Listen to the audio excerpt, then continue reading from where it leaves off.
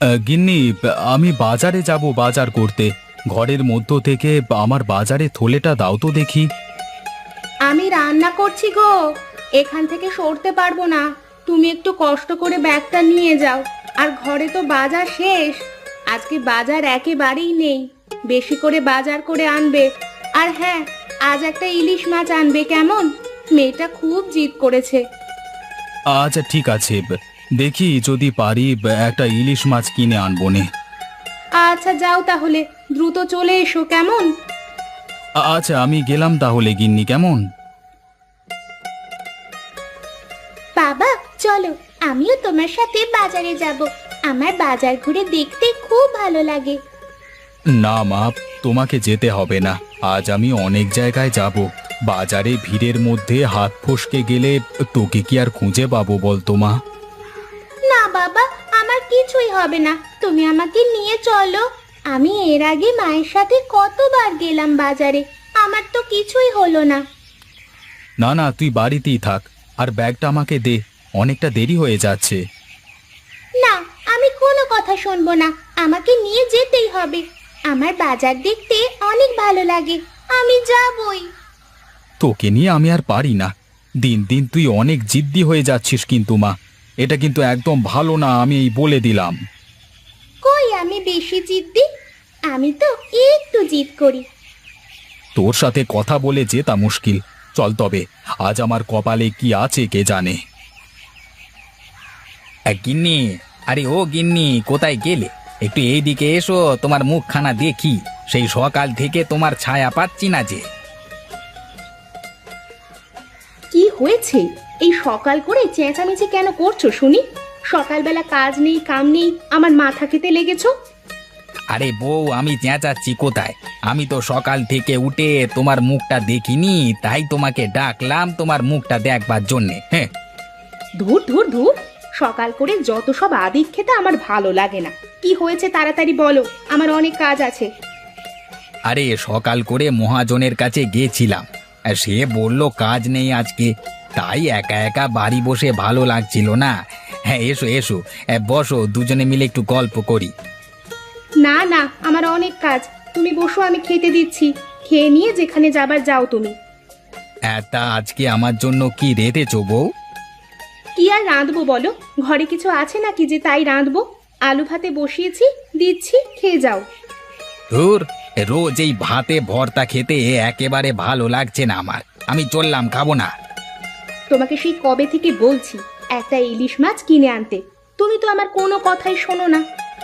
আচ্ছা দেখি আজকে বাজারে গিয়ে একটা ইলিশের বন্দোবস্ত হয় কি না হয়।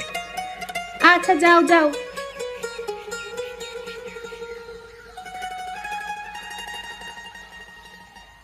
এই যে মহেশ ভাই, দাঁড়াও দাঁড়াও, বাজারে যাচ্ছ নাকি? আমিও যাব, দাঁড়াও। কিরে, কোথায় যাবি শফিক?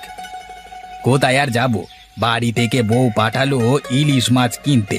পকেটে তো বেশি টাকা নেই, আর দিন দিন যে পরিমাণে ইলিশের দাম বাড়ছে, তাতে বোধ হয় আর আমাদের মতো মানুষের ইলিশ খাওয়া হবে না।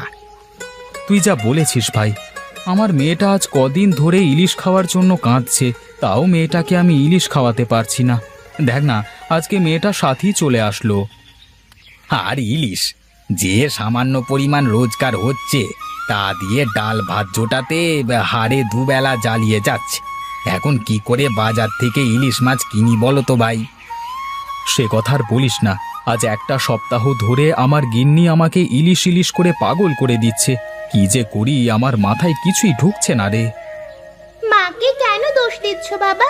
মা তো আমার জন্যই তোমাকে বলেছে। থাক, তোমাকে আর এত বড় বড় কথা বলতে হবে না, পাকা মেয়ে একটা। আচ্ছা চলো তো বাজারের দিকে যাই। আজ বাজারের কি অবস্থা, দাম বাড়লো নাকি কমলো দেখে আসি গিয়ে। আমার তো মনে হয় না যে আর ইলিশের দাম কখনো কমবে, তাও চলো দেখে আসি। হ্যাঁ হ্যাঁ চলো দাদা, যাই।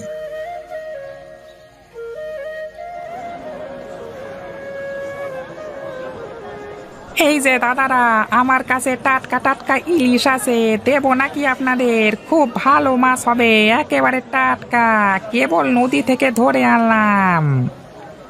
মাছ তো দেবে দাদা, কিন্তু আগে ইলিশের দাম বলো, আজ কত করে বিক্রি করছো? এই বড় ইলিশগুলো 2000 করে, আর এই যে ছোটগুলো দেখছো এগুলো 1500 টাকা করে। তা আপনাদের কোনটা দেবো দাদা? শুনেছিস এই জেলের কথাটা শুনেছিস একবার? তা বলি, আমাদের দেখে কি তোমার সাহেব বাবু মনে হয়?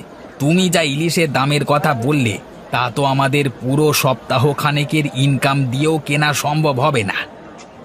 তা বলছি দাদা, দামটা কিছু কম করে রাখা যায় না? তা বলো কত কম দিতে চাচ্ছো তোমরা শুনি। এই ধরো, এই বড়গুলো 1000 টাকা করে দিলে নিতে পারি, মানে দুজনে 2 কিলো নিতাম আর কি। তোমার যদি কেনার ইচ্ছা থাকে তো বলো, শুধু শুধু ফাও দাম করে আমার সময়টা নষ্ট করো না তো দেখি। একটু কাঁচা বাজার থেকে ঘুরে এসো, দেখবে মাছ ফুরিয়ে গেছে। ইলিশ মাছ নদীতে পাওয়া যাচ্ছে না, তাই তো এত দাম বেড়েছে গো। চল মা, আমরা বাড়িতে যাই। আজ আর মাছ কেনা হবে না, আজ টাকা কম আছে আমার কাছে।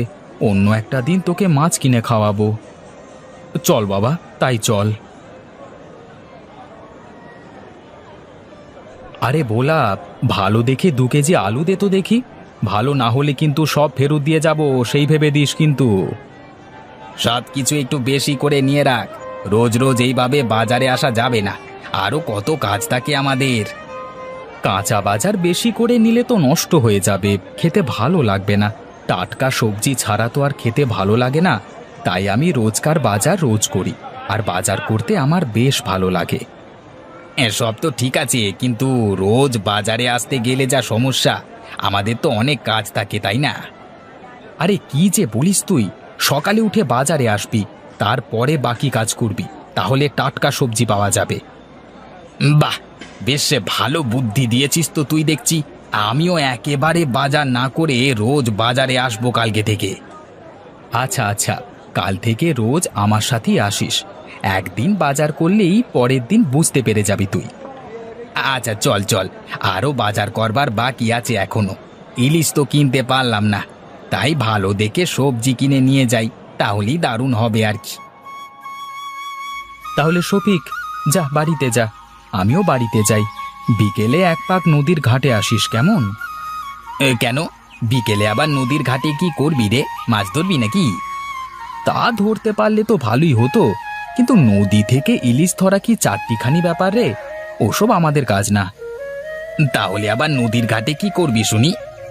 আরে বলদ, বিকেল বেলায় জেলেরা নদীতে ইলিশ মাছ ধরতে যায়, আর ওই সময় খদ্দের কম থাকে, তাই ইলিশ মাছ অনেক কম দামে পাওয়া যায়, বুঝলি? আচ্ছা, তাহলে এই ব্যাপার। আচ্ছা ঠিক আছে, আমি বিকেলে তোর বাড়িতে আসবো নে, তারপর একসাথে নদীর ঘাটে যাওয়া যাবে। আচ্ছা যা তাহলে, এখন বিকেল তো প্রায় হয়েই আসলো। চল মা, আমরা বাড়িতে যাই।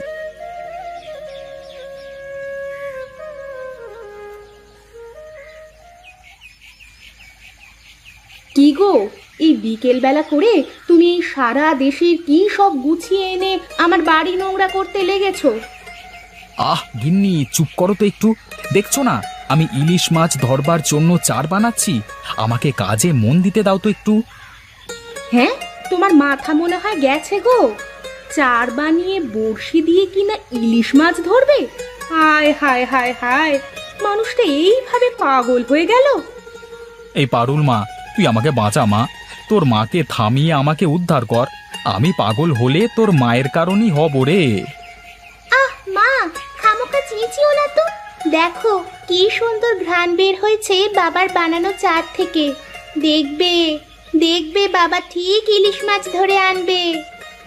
এই বাড়িতে আমার মেয়েটা ছাড়া আমাকে আর কেউ বোঝে না গো, কেউ বোঝে না। মহেশ, আরে এই মহেশ, কোথায় রে? তাড়াতাড়ি আয়, বেলা যে গড়িয়ে গেল রে। আসছি রে, আসছি। বাহ, কি সুন্দর ঘ্রাণ বেরোচ্ছে। তোর হাতে ওটা কি রে? বড়শি আর মাছ ধরবার চার। আজ নদী থেকে ইলিশ মাছ ধরবো। তোর চার থেকে যা গন্ধ বেরিয়েছে, তাতে আজকে ছিপে মাছ উঠতেও পারে। চল গিয়ে দেখি কি হয়। তা যাবে তো এসো, একা একা মাছ ধরবার থেকে একটু গপ্প করা যাবে তোমাদের সাথে। হ্যাঁ হ্যাঁ, সাথে আমরাও ছিপ দিয়ে মাছ ধরবো। আচ্ছা ভাইয়া, উঠে এসো।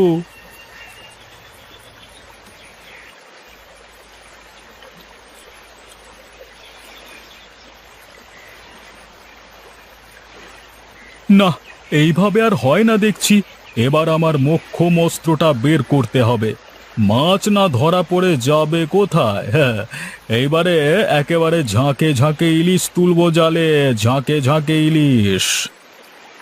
মোক্ষম অস্ত্র? সে আবার কি গো দাদা? দেখো দেখো, তাহলেই বুঝতে পারবে গো তুমি। আচ্ছা আচ্ছা, ঠিক আছে।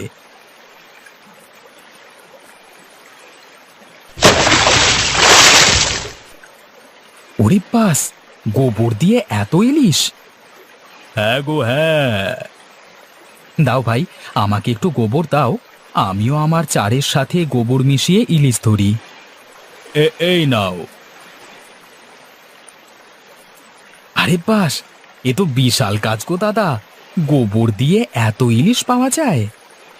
চুপ চুপ, জোরে বলো না, এই কথা 5 কান হলে আর রক্ষে থাকবে না। হ্যাঁ গো, এই কথা লোকে জানলে নদীতে না থাকবে মাছ, না থাকবে পানি। যা বলেছ, তখন নদী থেকে আসবে গোবরের হাতছানি।